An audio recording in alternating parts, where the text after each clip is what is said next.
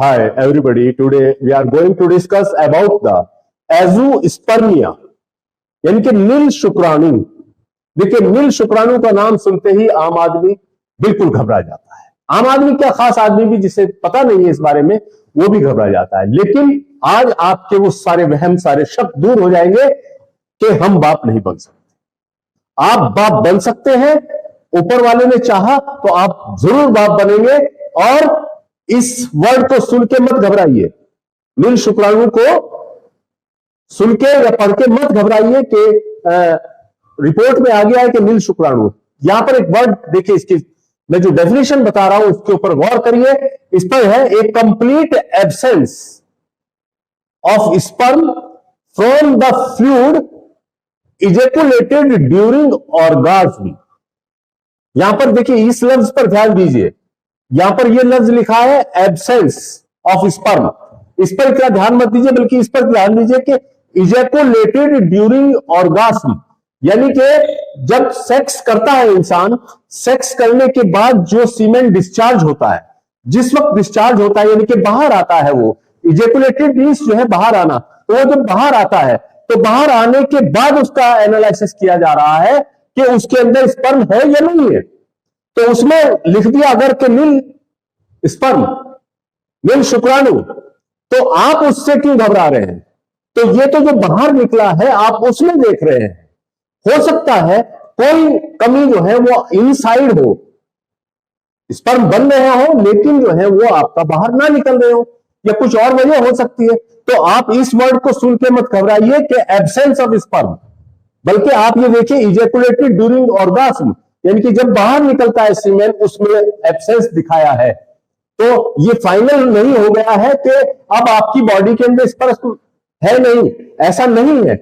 कहीं ना कहीं आपके स्पर्म मिल सकते हैं। तो दुनिया के अंदर सिर्फ 1% पॉपुलेशन ऐसी होती है वर्ल्ड के अंदर जिनके अंदर स्पर्म नहीं होते हैं। ऊपर वाला ना करे कि आप उसमें हो, लेकिन सिर्फ 1% पॉपुलेशन जो है वर्ल्ड के अंदर ऐसी होती है जो नील स्पर्म जिनके अंदर होते हैं, यानी कि स्पर्म नहीं होते हैं। तो अब उसमें आपको घबराने की बिल्कुल कोई जरूरत नहीं है।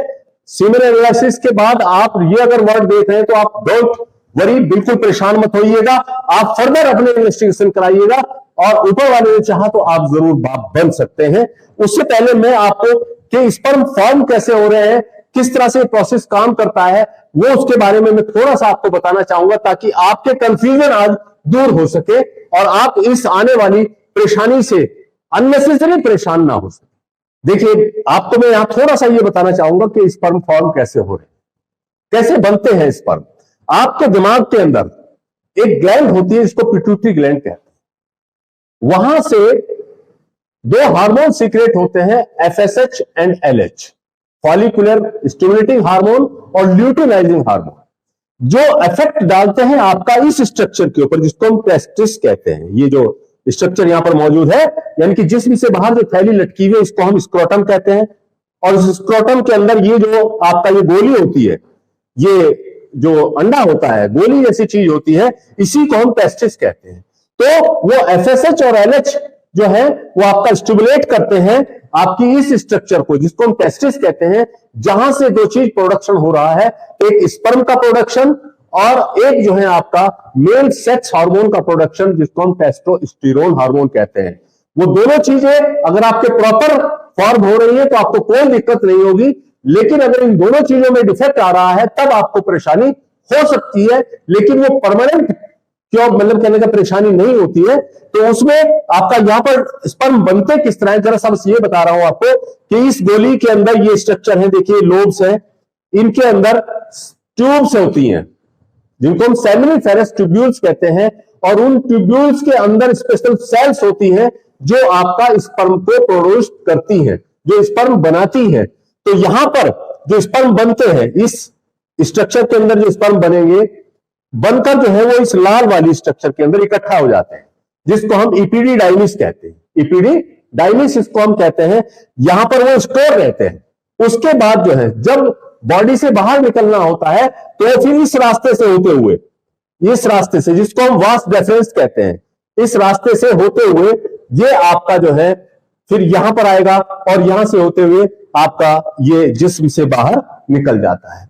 यहां से स्पर्म चलते हैं, यहां से स्पर्म चलते हैं, जो स्पर्म बने हैं वो यहां से स्पर्म लेकर ये ट्यूब अपने साथ आगे आएगी। यहां पर जब पहुंचेगी तो यहां से ये एक थैली है जिसको हम सेमिनल वेसिकल कहते हैं, इसमें से एक फ्लूइड उसके अंदर शामिल हो जाता है और फिर थोड़ा आगे बढ़ता है, इसको हम इजैकुलेटरी डक्ट कहते हैं। और फिर यहां पर ये जो हरे रंग की मैंने दिखाई है इसको हम प्रोस्टेट ग्लैंड कहते हैं। तो इसका भी सीक्रेशन उस के अंदर मिल जाता है जो पीछे से सब्सटेंस आ रहा है। और फिर ये और आगे को बढ़ेगा तो यहां पर ये ग्लैंड लगी, इसको कॉर्पस ग्लैंड कहते हैं। तो इस ग्लैंड से भी निकलने वाला सीक्रेशन वो इसके अंदर शामिल हो जाता है। तो अब ये कंप्लीट सीमेन बन जाता है, अब ये कंप्लीट सीमेन बन जाता है। तब ये आपका ऑर्गास्म के टाइम यानी कि सेक्सुअल डिस्चार्ज, जब सेक्स होता है, सेक्स के बाद जब डिस्चार्ज होता है मेल, तो उसमें से जो व्हाइटिश कलर का फ्लूइड जैसा सब्सटेंस निकलता है उसी को हम सीमेन कहते हैं। तो स्पर्म यहां पर बनते हैं, इस जगह पर बनते हैं टेस्टिस के अंदर, और यहां पर स्टोर होते हैं और इस रास्ते से होते हुए वो जिस्म से बाहर निकल आते हैं। एज़ोस्पर्मिया के कॉज क्या हो सकते हैं? देखिए, इनको हम तीन कैटेगरी में डिवाइड करते हैं। तीन इसके कॉजेज को हम तीन कैटेगरी में डिवाइड करते हैं। नंबर एक, pre testicular causes, pre testicular causes. Number two, testicular causes.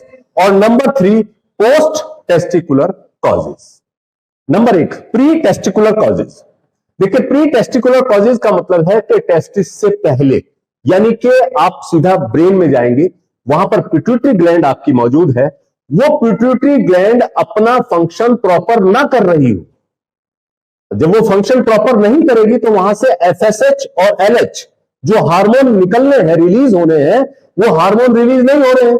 तो वो हार्मोन जब रिलीज नहीं होंगे तो वो टेस्टिस को प्रमोट या स्टिमुलेट नहीं कर पाएंगे कि आपको जो है स्पर्म का प्रोडक्शन करना है। तो इस वजह से वो डिफेक्ट वहां पर पैदा हो सकता है, वो डिफेक्ट। लेकिन ये क्योरेबल है, ये क्योरेबल है। तो ये आपका प्री टेस्टिकुलर कॉज, यानी कि दिमाग से, यानी कि दिमाग में जो पिट्यूटरी ग्लैंड है वहां से प्रॉपर हार्मोन जो एफएसएच और एलएच है वो प्रॉपर ना रिलीज हो रहे हो या अपना फंक्शन प्रॉपर ना कर रहे हो और वो टेस्टिस को स्टिमुलेट ना कर पा रहे हो, तो वहां पर स्पर्म का प्रोडक्शन मुश्किल हो जाता है। तो अब वो किस वजह से हो सकता है? तो पिट्यूटरी ग्लैंड जो है आपका, उसके अंदर कोई एब्सिस वगैरह फॉर्म हो, एब्सिस वगैरह हो, या कोई ब्रेन इंजरी हुई हो, या कोई ब्रेन सर्जरी हुई हो, उसकी वजह से वो पिट्यूटरी ग्लैंड डैमेज हो गई हो, तो उस कंडीशन में आपका ये परेशानी पैदा हो सकती है। नंबर टू पर आता है आपका टेस्टिकुलर कॉजेज। टेस्टिकुलर कॉजेज यानी कि पिट्यूटरी ग्लैंड अपना काम सही कर रही है, वो वहां से हार्मोन सही सीक्रेट कर रही है, सही रिलीज कर रही है, लेकिन वो जो है आपका टेस्टिस जो है आपका, ये जो स्ट्रक्चर आपका, ये टेस्टिस, ये अपना काम प्रॉपर ना कर रहा हो। टेस्टिस स्पर्म का फॉर्मेशन प्रॉपर ना कर रहा हो, इसमें किसी भी वजह से कोई प्रॉब्लम आ गई हो, जैसे आपका कोई इंजरी यानी कि चोट वगैरह लगना, या वेरिकोसील या हाइड्रोसील की वजह से प्रेशर का इसके ऊपर, टेस्टिस के ऊपर होना। यहां पर मैं आपको एक बात बताना चाहूंगा कि टेस्टिस जो होते हैं, यानी कि जो गोली होती है, ये पैदाइश से पहले बच्चे के पेट में होती है। जब बच्चा मां के पेट में होता है तो उसके टेस्टिस उसके पेट में होते हैं बच्चे के। क्यों? क्योंकि जो टेम्परेचर बाहर का होता है, बॉडी जो टेम्परेचर होता है, अंदर का टेम्परेचर 1 डिग्री ज्यादा होता है, मां के पेट का टेम्परेचर 1 डिग्री ज्यादा होता है। तो ये हाई टेम्परेचर में स्पर्म का जो बनने का प्रोसेस है, जिसको हम स्पर्मेटोजेनेसिस कहते हैं, वो प्रॉपर नहीं हो सकता है। वो सेल्स डैमेज हो जाती है जो स्पर्म को प्रोड्यूस करती हैं। तो इसी वजह से कुदरत ने उनकी हिफाजत के लिए उन टेस्टिस को बच्चे के ही पेट में रखा, ताकि जो है वो उनका मां के अंदर के टेम्परेचर की वजह से वो नुकसान ना हो सके। जब बच्चा पैदा होता है तो पैदा होते ही ये टेस्टिस जो है आपका, ये उतरकर पेट में से नीचे स्क्रोटम में आ जाता है, ताकि बाहर एनवायरमेंट की हवा लग के उसका टेम्परेचर सही रहे और स्पर्म का फॉर्मेशन सही होता रहे। तो अनडिसेंडेड टेस्टिस की वजह से, यानी कि पेट में ही टेस्टिस रह जाए, तो वहां पर टेम्परेचर हाई हो जाएगा, तो उसकी वजह से स्पर्मेटोजेनेसिस नहीं हो पाएगा, स्पर्म नहीं फॉर्म हो पाएंगे, तो ये डिफेक्ट इसके अंदर हो सकता है। तो उनको सर्जरी करके बाहर निकाल सकते हैं। दूसरा, हाई टेम्परेचर की वजह से, यानी कि कोई आदमी, कोई इंसान जो है किसी हाई टेम्परेचर में काम करता है, जैसे आग की भट्टी के पास काम करता है, फर्नेस में काम करते हैं, लोहा जहां पर गलाया जाता है या जहां पर बहुत ज्यादा टेम्परेचर होता है, उसकी वजह से ये टेस्टिस के ऊपर क्या होता है, इफेक्ट पड़ता है और उनकी सेल्स जो है वो आपका डैमेज हो जाती है। उनके डैमेज होने की सूरत में भी आपका स्पर्म का प्रोडक्शन प्रॉपर नहीं हो पाएगा। इसी तरह से रेडिएशन, जैसे एक्सरे वगैरह होती है, आपने देखा होगा जब एक्सरे करता है इंसान तो एक एप्रन पहन लेता है, जो लेड एप्रन होता है, जो उसकी रेज को आपके टेस्टिस तक नहीं जाने देती है। तो वो रेडिएशन भी आपका टेस्टिस को नुकसान पहुंचा सकती है, जिसकी वजह से आपका यहां की सेल्स जो है वो डैमेज हो सकती है और वो प्रॉपर आपका स्पर्म का फॉर्मेशन ना कर पा रही हो। तो उसको उस मीडियम से हटा दीजिए, उस मीडियम से बचाइए, उस जगह से बचाइए। या कोई ट्यूमर वगैरह इसके अंदर हो गया है, टेस्टिस के अंदर ट्यूमर वगैरह हो गया है, तो उसकी वजह से भी ये प्रोसेस जो है वो आपका इफेक्ट हो सकता है। तो उसकी वजह से ये आपका स्पर्मेटोजेनेसिस का जो प्रोसेस है वो पूरा ना हो पाए, तो उसको उस मीडियम से हटा दीजिए, तो उसको आपका जो है स्पर्म प्रोड्यूस होने लगेंगे। मैंने अभी कहा कि नील स्पर्म का नाम सुनकर घबराइए मत, क्योंकि डिफेक्ट को तलाश करना है आपको, डिफेक्ट तलाश कीजिए और उसके बाद जो है ये प्रोसेस आपका शुरू हो जाएगा। नंबर 3 पे आता है post testicular causes. Post testicular का मतलब यानी कि टेस्टिस जो है अपना काम बिल्कुल सही कर रहे हैं, स्पर्म का प्रोडक्शन बिल्कुल सही हो रहा है और यहां से प्रोड्यूस होकर ये आपका इस स्ट्रक्चर के अंदर, इसको एपिडिडाइमिस कहते हैं, यहां पर स्टोर भी हो रहे हैं। लेकिन आगे जाने वाला जो रास्ता है, ये जो वास डिफरेंस हमने कहा है, ये जो ट्यूब जा रही है, इस रास्ते के अंदर कहीं पर रुकावट हो गई हो, कहीं पर रुकावट पैदा हो गई हो, या यहां पर जहां से ये बाहर निकल के यहां आने हैं, इस रास्ते में कोई रुकावट हो गई हो, तो उसकी वजह से जो है आपका ये परेशानी पैदा हो सकती है। तो इसीलिए कहा ट्रीट द कॉज, वजह को तलाश करना है। जब वजह को तलाश करेंगे उसके बाद जो है, ऐसा नहीं है कि आप बाप नहीं बन सकते, आप बाप बन सकते हैं, बशर्ते कि आप में से इनमें से कोई कमी ना हो। इनमें कोई कमी है तो उसको दूर किया जा सकता है। तो ये आपका पोस्ट टेस्टिकुलर कॉजेज हुआ, यानी कि टेस्टिस के अंदर स्पर्म बन गए हैं, लेकिन वो इस रास्ते से, जिसको हमने वास डिफरेंस का, इस ट्यूब से होते हुए वो आगे नहीं बढ़ पा रहे हैं, तो उसकी वजह से ये परेशानी जो है आपका पैदा हो सकती है। जो कि आपका ये परेशानी किसी चोट लगने की वजह से भी हो सकती है, इन्फ्लामेशन की वजह से भी हो सकती है, और कंजेनाइटल पैदाइशी तौर पर भी इसके अंदर जो है ये ब्लॉकेज हो सकता है, तो जिसको हम सर्जिकली ट्रीट कर सकते हैं। हालांकि इनफर्टिलिटी के और दूसरी वजूहात भी हो सकती हैं नील स्पर्म के अलावा, नील स्पर्म के अलावा और दूसरी वजूहात भी इसके लिए हो सकती है, जैसे आपका less presentation of moustache and beards and less hair on other parts of the body, यानी कि चेहरे पर मूछ दाढ़ी का कम होना, या छाती वगैरह पर या दूसरी जगहों पर बालों का कम होना, ये भी एक साइन है, पहचान है, जिसके जरिए जो है इनफर्टिलिटी को हम पहचान सकते हैं। और ये किसकी वजह से होता है? Deficiency of the testosterone hormone, यानी कि मेल सेक्स हार्मोन जो है आपका, जो आपका एफएसएच और एलएच की वजह से हो सकता है कि वहां पर वो सही इफेक्ट ना कर पा रहे हो, टेस्टिस के ऊपर सही इफेक्ट ना कर पा रहे हो, और टेस्टोस्टेरोन हार्मोन जो है वो सही तरह से प्रोड्यूस ना हो पा रहा हो, तो उसकी वजह से ये लेस हो जाते हैं। सेकेंडरी सेक्सुअल कैरेक्टर्स जो है पूरी तरह से डेवलप नहीं हो पाते हैं। और इसके अलावा इरेक्टाइल डिसफंक्शन, इरेक्टाइल डिसफंक्शन भी एक कॉज हो सकता है इनफर्टिलिटी का, यानी कि सही टाइम पर जो है वो सेक्स का ना हो, सही तरीके से सेक्स का ना होना, और इरेक्टाइल डिसफंक्शन प्रोड्यूस हो जाना, जो हमने आपको अपनी इरेक्टाइल डिसफंक्शन की वीडियो में बताया था, वो भी आपका कंप्लीटली हमने डिफाइन किया था। इसकी वजह से भी लोग बहुत परेशान रहते हैं कि इरेक्टाइल डिसफंक्शन हो गया है, नपुंसक हो गया है, तो वो भी परमानेंट नहीं होता है, वो भी क्योर हो सकता है। आप हमारी वो वीडियो देख सकते हैं इरेक्टाइल डिसफंक्शन की, उसमें आप कंप्लीटली जो है आपके सारे वहम आपसे दूर हो जाएंगे और आप भी बाप बन सकते हैं। ऊपर वाले ने चाहा तो आप भी बाप बन सकते हैं। और इसके अलावा जो है एनोइंगनेस, यानी कि चिड़चिड़ापन इंसान के अंदर रहता है, तो उसकी वजह से भी इनफर्टिलिटी के चांसेस जो है देखने को मिलते हैं। खाली एजियोस्पर्मिया, मेरा यहां समझाने का मतलब इनफर्टिलिटी नहीं है, बल्कि एजियोस्पर्मिया के अलावा और दूसरी वजूहात भी हो सकती हैं जिनसे जो है आपका इनफर्टिलिटी पैदा हो जाए। No perfect timing of sex, यानी कि सही तरीके से सही पोजीशन में सेक्स का ना करना, सही टाइमिंग पे सेक्स का ना करना, संभोग का ना करना, तो ये भी एक वजह हो सकती है आपका इनफर्टिलिटी की। इन्वेस्टिगेशंस पर हम आते हैं। देखिए आपका एजियोस्पर्मिया के लिए हम जब इन्वेस्टिगेशन कराते हैं तो उसमें सबसे पहला तो सीमेन एनालिसिस ही होता है, सीमेन की जांच कराना। लेकिन मैंने फिर कहा आपको कि सीमेन की जांच करा के उसमें नील शुक्राणु अगर लिखा हुआ है तो आप घबराइए मत, फर्दर जांच कराइए और किसी क्वालिफाइड डॉक्टर से मिलिए। ऊपर वाले ने चाहा तो आपके यहां औलाद जरूर पैदा होगी और आप बाप जरूर बनेंगे। आप जो है लेकिन किसी क्वालिफाइड डॉक्टर से मिलिए, वो आपको सही राय देंगे, सही सजेशन देंगे। और दूसरे जो है इसमें हार्मोन टेस्ट जो है, हार्मोनल टेस्ट जैसे एफएसएच, एलएच, टेस्टोस्टेरोन हार्मोन, इनकी जांच कराते हैं ब्लड टेस्ट के अंदर। और क्रोमोसोमल टेस्ट जो है वो आपका होता है, वो भी आपका ब्लड के थ्रू होता है। और इसके साथ साथ जो है ब्रेन एमआरआई भी कराई जाती है ताकि पिट्यूटरी ग्लैंड में कोई डिफेक्ट है तो उसका पता लगाया जा सके। व्हाट टू डू बिफोर और विद ट्रीटमेंट, यानी कि जब आपका ट्रीटमेंट शुरू हो, मैंने आपको बताया कि जब कभी इस तरह की परेशानी हो तो आप जो है क्वालिफाइड डॉक्टर से मिले जो आपको सही राय देगा और वहीं से आप जो है आप इलाज शुरू करें। और उसके साथ साथ कुछ ऐसी चीजें हैं जो आप खुद भी अपने ऊपर अप्लाई करिए ताकि जो है इस परेशानी से बचा जा सके और इस बीमारी से उभरने में आपको जो है मदद मिल सके। जैसे चेंज योर लाइफ स्टाइल, आप अपना लाइफ स्टाइल चेंज करिए। जैसे बहुत से लोग जो है वो बाहर का खाना खाते हैं, फास्ट फूड वगैरह खाते हैं जो बहुत नुकसानदेह होते हैं, तो उनसे बचिए।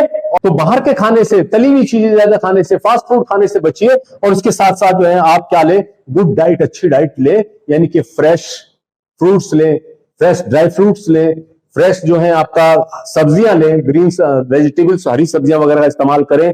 और स्पेशली ड्राई फ्रूट्स के अंदर चिलगोजा का आप इस्तेमाल करें तो ये बीमारी बहुत तेजी से क्योर हो जाती है। डू गुड एक्सरसाइज, जो एक्सरसाइज आपको अच्छी लगती हो वो आप कंटिन्यू करिए, भले ही 15 से 20 मिनट करिए। आप जो है आपका जॉगिंग हुआ, जंपिंग हुआ, हल्का हल्का जो है, या साइकिलिंग हुआ या स्विमिंग हुआ, जो भी आपको पसंद हो एक्सरसाइज, वो आप एक्सरसाइज कंटिन्यू करिए रेगुलर बेसिस पे। और save yourself from high heat temperature, यानी कि बहुत ज्यादा टेम्परेचर जहां पर है वहां से अपने आप को बचाइए। ये सबसे इंपॉर्टेंट पोज है। रेडिएशन जहां पर फैला हुआ है वहां से अपने आप को बचाइए, तो उससे आप जो है इस परेशानी से बच सकते हैं। अवॉइड हार्मफुल मेडिसिन, कुछ ऐसी दवाइयां होती है जो नुकसान दे रही होती है आपको, तो उनसे भी अपने आप को बचाइए, तो आप जो है इस बीमारियों से बच सकते हैं। और ये नील शुक्राणु जैसी कंडीशन से ट्रीटमेंट के साथ साथ जो है आप ये सब चीजें करा सकते हैं। ट्रीटमेंट इन एजियोस्पर्मिया, देखिए एजियोस्पर्मिया के ट्रीटमेंट के लिए जो है आपका वो ट्रीट द कॉज, वजह का इलाज करिए। जिस वजह से ये परेशानी हो रही है उसका इलाज करिए। और इसका इलाज जो है वो आपका 3 प्रोसेस में किया जा सकता है। 3 प्रोसेस के जरिए आपका इलाज किया जा सकता है। Number 1 medical treatment, number 2 surgical, और नंबर 3 स्पर्म रिट्राइवल। मेडिकल में क्या है आपका, देखिए कोई भी ट्रीटमेंट करेंगे आप, मेडिकली कोई भी ट्रीटमेंट करेंगे तो कम से कम 6 मंथ तक आप उस ट्रीटमेंट को कंटिन्यू करिए और आप इस बीमारी से निजात पा सकते हैं। ये कोई ऐसी परेशानी नहीं है जो आपकी और ना हो सके। मेडिकल ट्रीटमेंट के तौर पर आप जो है इसमें वो मेडिसिन इस्तेमाल करिए जो स्टिमुलेट करे या प्रमोट करे या आपके स्पर्म के प्रोडक्शन को, आपके हार्मोन के फॉर्मेशन को जो स्टिमुलेट करे या उसको प्रमोट करे, तो ऐसा ट्रीटमेंट आप लीजिए, ऐसी मेडिसिन आप लीजिए। उसमें अगर हार्मोनल थेरेपी आप करते हैं, यानी कि हार्मोन की डेफिशिएंसी हो रही है, यानी कि जैसे आपका जो प्री टेस्टिकुलर कॉज है, यानी कि पिट्यूटरी ग्लैंड से सही तरीके से हार्मोन सीक्रेट नहीं हो रहा है, तो वहां पर आप हार्मोनल थेरेपी का इस्तेमाल करेंगे और उससे आप जो है प्रॉपर अपना फंक्शन जो है ये पिट्यूटरी ग्लैंड करने लगेगी और फिर वो टेस्टिस भी के ऊपर अपना सही इफेक्ट करने लगेगी और टेस्टिस अपना सही काम करने लगेंगे। तो वहां पर आप हार्मोनल थेरेपी का इस्तेमाल कर सकते हैं। अगर आप आयुर्वेदिक ट्रीटमेंट पसंद करते हैं तो हिमालय कंपनी की एक टैबलेट आती है स्पीमेन फोर्ट और उसके साथ कॉन्फिडो टैबलेट, ये दो गोली दोनों में से लेके सुबह और शाम जो है इस्तेमाल करिए। अगर आपको टेस्टिकुलर कॉज है, अगर टेस्टिकुलर कोई कॉज है, टेस्टिस के अंदर कोई खराबी है, तो उसको दूर करने के लिए, स्पर्म सही नहीं फॉर्म हो रहे हैं, तो उसको दूर करने के लिए आप ये टैबलेट वगैरह इस्तेमाल कर सकते हैं। सुबह और शाम 2 टाइम इस्तेमाल करेंगे आप। अगर आप यूनानी पर यकीन रखते हैं तो वहां पर भी टेस्टिकुलर कॉज अगर है तो वहां पर आप जो है माजून आर्द खुरमा, लबूब कबीर, माजून पंबा दाना और कुर्स खरातीन, इन दवाइयों का अगर आप इस्तेमाल करेंगे मुसलसल 6 महीने तक, तो आप एजोस्पर्मिया जैसी परेशानी से बच सकते हैं। होम्योपैथिक, अगर आप होम्योपैथिक दवाई पर बिलीव करते हैं तो एज पर होम्योपैथिक एक्सपर्ट के मुताबिक एग्नस कैस्टस 30 जो है आपका दिन में 3 बार लीजिए तो इस परेशानी से आपको निजात मिल सकती है। लेकिन अगर टेस्टिकुलर या प्री टेस्टिकुलर कॉज नहीं है, पोस्ट टेस्टिकुलर कॉज है, यानी कि आपका कोई ऑब्स्ट्रक्शन वगैरह पैदा हुआ है, तो वहां पर सर्जिकल ट्रीटमेंट ही बहुत बेहतर होता है। तो वहां पर जो है आपका अगर कोई ब्लॉकेज है तो उसको सर्जिकली करेक्ट किया जा सकता है। सर्जिकली उस ब्लॉकेज को खत्म करिए जो करियनाइटिस भी हो सकता है, या उसके बाद किसी चोट वगैरह के लगने से, किसी ट्यूमर की वजह से, किसी इंजरी की वजह से हुआ हो, तो वो जो है ब्लॉकेज दूर किया जा सकता है। तो correction of obstruction through surgery के जरिए इसको ठीक करिए, या अगर वासेक्टोमी कभी कराया हो यानी कि लिगेशन अगर हुआ हो तो उसको रिकैनालाइजेशन कर सकते हैं, तो उससे आपका जो है ये परेशानी दूर हो जाएगी। और एक होता है स्पर्म रिट्राइवल, यानी कि ये माइक्रोस्कोपिक प्रोसेस होता है, माइक्रोस्कोपिक मेथड होता है, जो मैंने अभी आपको बताया कि क्वालिफाइड डॉक्टर से आप मिलेंगे तो वही आपका प्रॉपर ट्रीटमेंट कर पाएंगे, वही आपको जो है सही राय दे पाएंगे। तो इसमें आप क्वालिफाइड डॉक्टर के पास जाएंगे तो वो एक प्रोसेस अपना सकते हैं स्पर्म रिट्राइवल, यानी कि जो आपका माइक्रोस्कोपिक मेथड होता है उसमें आपका, अभी मैंने स्ट्रक्चर में बताया कि आपको कहां पर स्पर्म फॉर्म हो रहे हैं, उन जगहों से आपका जो सेमिनिफरस ट्यूब्यूल्स है उनमें से आपका माइन्यूट से माइन्यूट जगह पर सर्च करना पड़ता है। जहां पर भी कोई स्पर्म पड़ा हुआ है, अगर सिंगल स्पर्म भी कोई पड़ा हुआ है तो उसको उठाकर वो आईवीएफ के जरिए आपको संतान दे सकते हैं।